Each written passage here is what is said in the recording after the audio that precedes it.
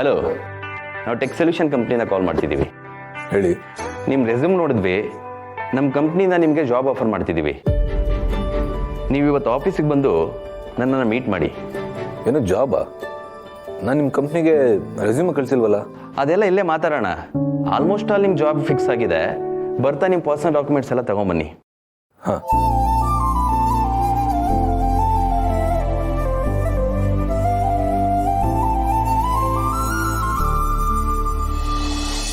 ಸಿರಿ ಸಿರಿ ಬಂದೆ. ಏನ್ ಸಮರ್ಥ್, ಏನಾದರೂ ಬೇಕಿತ್ತಾ? ಬೇಕಾಗಿರೋದೆಲ್ಲ ಸಿಕ್ಕಾಗಿದೆ ಸಿರಿ. ಈಗ ತಾನೇ ಟೆಕ್ ಸೊಲ್ಯೂಷನ್ ಕಂಪ್ನಿಯಿಂದ ಕಾಲ್ ಬಂದಿತ್ತು, ನನಗೆ ಕೆಲಸ ಆಗಿದೆ ಅಂತೆ. ಏನು, ಟೆಕ್ ಸೊಲ್ಯೂಷನ್ಸ್ ಕಂಪ್ನಿನ? ಅಣ್ಣ, ಹಾಗಾದ್ರೆ ನೀನು IT ಕಂಪ್ನಿ ಕೆಲ್ಸಕ್ಕೆ ಹೋಗ್ತೀಯಾ?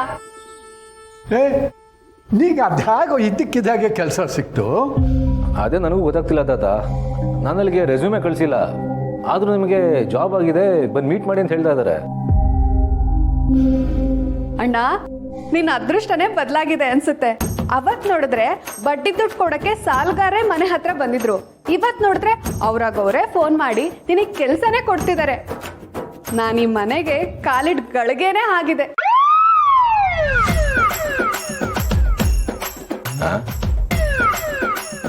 ಜೊತೆಗೆ ಯಾವ್ದೋ ದೇವ್ರ ಕೃಪೆ ನಿನ್ ಮೇಲೆ ಬಿದ್ದಿದೆ ಅನ್ಸುತ್ತೆ. ಈಗ ಎರಡನೇದು ಹೇಳ್ದಾರ, ಅದಿರ್ಬೋದು. ನನಗೂ ಹಾಗೆ ಅನಿಸ್ತಾ ಇದೆ, ಆದರೂ ನಂಬಕ್ಕಾಗ್ತಾ ಇಲ್ಲ. ಏನಿಲ್ಲ ಸಮರ್ಥ್, ನೀನು ಇದಕ್ಕೆ ಮುಂಚೆ ತುಂಬ ಕಂಪ್ನೀಸ್ಗಳಿಗೆ ಟ್ರೈ ಮಾಡಿದ್ದೆ ಅಲ್ವಾ? ಇವಾಗ ಓಪನಿಂಗ್ಸ್ ಇರುತ್ತೆ, ಅದಕ್ಕೆ ಕಾಲ್ ಮಾಡಿರ್ತಾರೆ. ಏನಾದರೂ ಆಗಲಿ, ಸದ್ಯ ಆ ಅಯೋಗ್ಯ ಅಭಿ ಮುಂದೆ ನಿಂತ್ಕೊಂಡು ಅವ್ನು ಅಂದಿದ್ದೆಲ್ಲ ಅನ್ಸ್ಕೊಳ್ಳೋದು ತಪ್ಪು. ಸರಿ, ನಾನು ಹೋಗಿ ಬರ್ತೀನಿ. ಸರಿಯಪ್ಪ, ಒಳ್ಳೇದಾಗ್ಲಿ, ಹೊರಟ್ ಬಾ. ಅಯ್ಯೋ ಅಣ್ಣ, ದೇವ್ರ ಒಳ್ಳೇದು ಮಾಡಿ ಹೋಗಿ ಬರೋ. ಬರ್ತೀನಿ. ಸಮರ್ಥ್,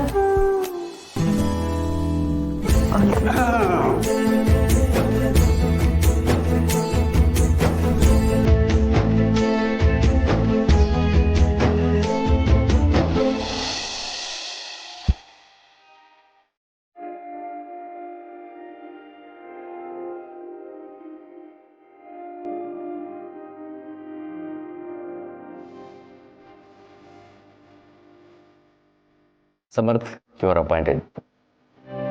ಸರ್, ಆದರೆ ನಾನು ಇಲ್ಲಿ ಜಾಬ್ಗೆ ಅಪ್ಲೈನೇ ಮಾಡಿರಲಿಲ್ಲ. ಇಲ್ಲ ಸಮರ್ಥ್, ನೀವು ತುಂಬ ಹಿಂದೆ ಇಲ್ಲಿ ಜಾಬ್ಗೆ ಅಪ್ಲೈ ಮಾಡಿದ್ದೀರಾ. ನಿಮ್ಮ ಅಪ್ಲಿಕೇಶನ್ ನೋಡಿ ನಾನು ನಿಮ್ಮನ್ನು ಅಕ್ಸೆಪ್ಟ್ ಮಾಡಿರೋದು. ಇಲ್ಲ ಸರ್, ನಂಗೆ ತುಂಬ ಚೆನ್ನಾಗಿ ನೆನಪಿದೆ. ನನ್ನ ಮೇಲೆಲ್ಲ ಚೆಕ್ ಮಾಡಿದ್ದೀನಿ. ಈ ಕಂಪ್ನಿಗೆ ನನ್ನ ಮೇಲಿಂದ ಯಾವ ಅಪ್ಲಿಕೇಶನ್ ಅದು ನೀವು ನನ್ನ ಕಸಿನ್ ಕಂಪ್ನಿಗೆ ಕಳಿಸಿದ್ದೀರಾ ಅನಿಸುತ್ತೆ. ಅವ್ನ ಪ್ರೊಫೈಲೆಲ್ಲ ನನಗೆ ಶೇರ್ ಮಾಡ್ತಾನೆ. ನಿಮ್ಮ ಪ್ರೊಫೈಲ್ ಓಕೆ ಆದಮೇಲೆ ನಾನು ನಿಮ್ಗೆ ಕರೆಸಿರೋದು. ಯಾಕೆ ಈ ಕಂಪ್ನಿಲಿ ಕೆಲಸ ಮಾಡೋಕ್ಕೆ ಇಷ್ಟ ಇಲ್ವಾ? ಚೇಚೆ, ಹಾಗಲ್ಲ ಸರ್. ಇದ್ದಕ್ಕಿದ್ದ ಹಾಗೆ ಈ ಕಂಪ್ನಿಲಿ ಕೆಲಸ ಸಿಕ್ತು ಅಂತ ಹೇಳ್ತಾ ಇದ್ದೀರಲ್ಲ, ಆಶ್ಚರ್ಯ ಆಯಿತು ಅಷ್ಟೇ. ಬರೀ ಆಶ್ಚರ್ಯನಾ? ಖುಷಿ ಆಗಲಿಲ್ವಾ? ಇಲ್ಲ ಸರ್, ತುಂಬ ಖುಷಿ ಆಯಿತು. ಸರಿ, ನೀವು ಪ್ರೋಗ್ರಾಮ್ ಡೆವಲಪರ್ ಆಗಿ ನಮ್ಮ ಟೀಮ್ನ ಜಾಯ್ನ್ ಆಗಿ, ಹಾಗೆಯೇ ನಿಮ್ಮ ಪ್ಯಾಕೇಜ್ ಬಂದು 9.6 ಲ್ಯಾಕ್ ಪರ್ ಆ್ಯನಮ್.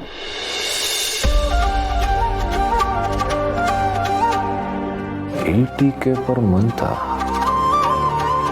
ಯಾಕೆ, ಕಡಿಮೆ ಆಯ್ತಾ? ಸರ್, ನೀವು ನನ್ನ ಪಾಲ್ಗೆ ದೇವರಾಗ್ಬಿಟ್ರಿ. ದೇವ್ರು ಹೊರ ಕೊಡ್ಬೇಕಾದ್ರೆ ಹೆಚ್ಚು ಕಡಿಮೆ ಅಂತ ಮಾತಾಡೋಕ್ಕಾಗತ್ತಾ? Thank you sir, thanks a lot. ಇಲ್ಲಿ ಯಾರಿಗಾರು ದೇವರಾಗಲ್ಲ ಸಮರ್ಥ್. ದೇವರಾದವರು ಎಲ್ಲೋ ಕೂತ್ಕೊಂಡು ಕೆಲಸ ಮಾಡಿಸ್ತಾರಷ್ಟೇ. ನಾನು ಹಿಂಗೆ ನೋಡ್ಬೋದು. Thank you sir.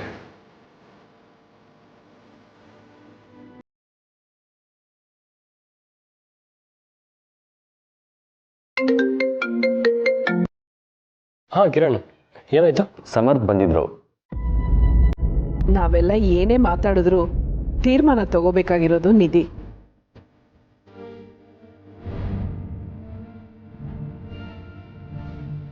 ನಿಧಿಗೆ ಮದುವೆ ಆಗೋದಕ್ಕೆ ಒಪ್ಪಿಗೆ ಇರಬೇಕು. ಆ ಹುಡುಗ ಇಷ್ಟ ಆಗಬೇಕು. ಆಮೇಲೆ ನಾವು ಮುಂದುವರಿಬೇಕು. ಏನಿದೆ, ನೀನೇನು ಹೇಳ್ತೀಯ?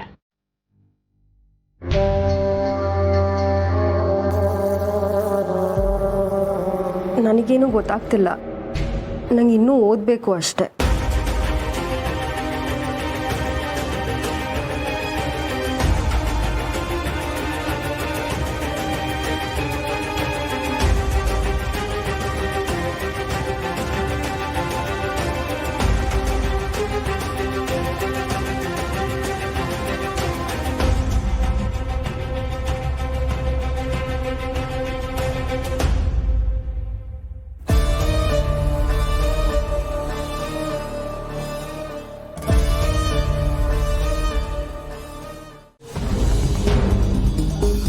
ಈಗಲೇ ಅವಳಿಗೆ ಮದುವೆ ಮಾಡೋಕ್ಕೆ ನನಗಿಷ್ಟ ಇಲ್ಲ.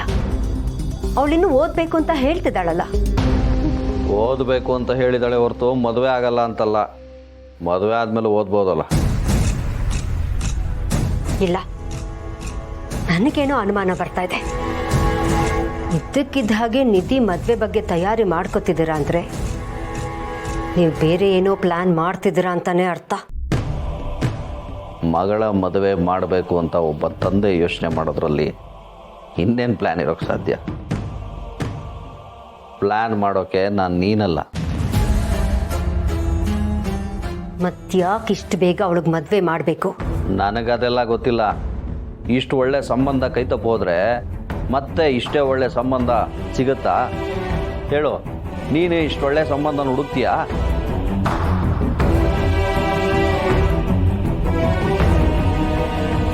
ಶೇಖರ್ ಫ್ಯಾಮಿಲಿ ಒಪ್ತಿದ್ದಾರೆ ಅಂದರೆ ಅದು ದೊಡ್ಡ ವಿಷಯನೇ. ಆದರೂ ನಿಧಿ ಒಪ್ಪಿಗೆ ಇಲ್ಲದೆ ನಾವು ಮುಂದುವರಿಯೋದು ಸರಿಯಲ್ಲ. ಅವಳು ಒಪ್ಪದೇ ಇದ್ರೆ ಈ ಮದುವೆಗೆ ನಾನು ಒಪ್ಪಲ್ಲ. ನಿಧಿನ ಒಪ್ಸೋದು ಹೇಗೆ ಅಂತ ನನಗೆ ಗೊತ್ತು. ಅದು ನನ್ನ ಜವಾಬ್ದಾರಿ.